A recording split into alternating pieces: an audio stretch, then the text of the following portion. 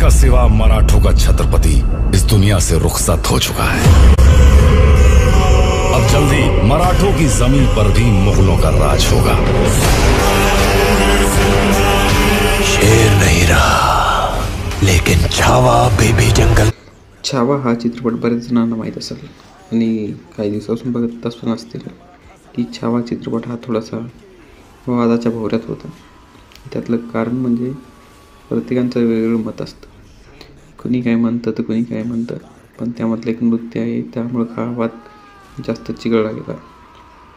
ते नृत्य करताना जे विकी कौशल दाखवलेत त्यांनी लेझिमवर नृत्य केलेलं आहे आणि काही जणांचं असं म्हणणं होतं की संभाजी महाराज हे कुठं नृत्य करत होते का। असो काही, पण चित्रपट म्हणलं की असं थोडंफार मनोरंजन असतं आणि थोडंफार उठाव चढाव असतोच। याआधी पण बघितलं की आपण बरेचसे चित्रपट हे वादाच्या भोवऱ्यात होतेच, पद्मावत असो किंवा इतर जोधा अकबर वगैरे असो, हे कुठं ना कुठं थोड्या वादात येतच असतात। आणि छावाची गोष्ट करायला गेलं तर छावा अर्थातच वाघाचं पिल्लू, आणि या चित्रपटामध्ये पण एका वाघाच्या पिल्लाबद्दलच बोललेलं आहे। त्या वाघाचं पिल्लू म्हणजे छत्रपती संभाजी महाराज। यामध्ये विकी कौशलने कामगिरी केली, त्या कामगिरीला बघताच पूर्ण मराठा आणि इतर महाराष्ट्रीयन लोकांना पण गर्व होईल आणि देशातील सर्वच लोकांना असं गर्वित करणारं हे त्यांनी आपलं स्वतःचं प्रदर्शन केलेलं आहे। सोबतच अक्षय खन्ना यांची ॲक्टिंग, कोणाला वाटलं नव्हतं की अक्षय खन्ना इतक्या चांगल्या प्रमाणे एक आपलं भूमिका निभावतील। हा चित्रपट एका संग्रहावर आधारित आहे आणि ते शिवाजी सावंत यांनी लिहिलेला संग्रह आहे छावा।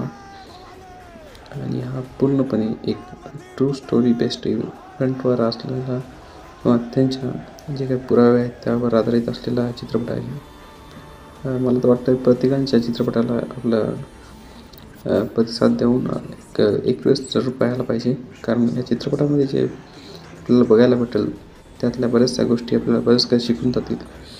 मुलांविरुद्ध जशा प्रकारे मराठे लढले, त्या प्रकारचे इतर कोणताही समाज पुढे आला नाही आणि मराठ्यांनी जे मुघलांना तिथं रोखले त्यामुळे बरेचसे भाग मुघल आपल्या कब्जात करू शकले नाहीत। त्यामुळेच हा चित्रपट एक वेगळीच प्रेरणा देऊन जातो आणि मला आशा आहे की सगळेजण या चित्रपटाला प्रोत्साहन देतील आणि स्वतः थिएटरमध्ये जाऊन आणि प्रेक्षक आपला उत्साह दाखवून चित्रपटाच्या निर्मात्याला पण त्या बाबतीत एक प्रेरणा देतील की यानंतरही अशा प्रकारचे कोणतेही चित्रपट